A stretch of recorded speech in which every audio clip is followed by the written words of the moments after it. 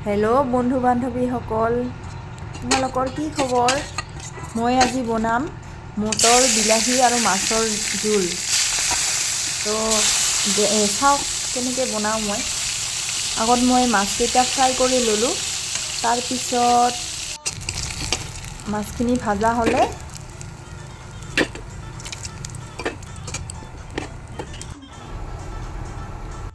ইফালে মই বিলাহী কাটি লৈছোঁ, জলকীয়া, পিঁয়াজ, তাৰপিছত আদা নহৰু পেষ্ট বনাই লৈছোঁ, জিৰা।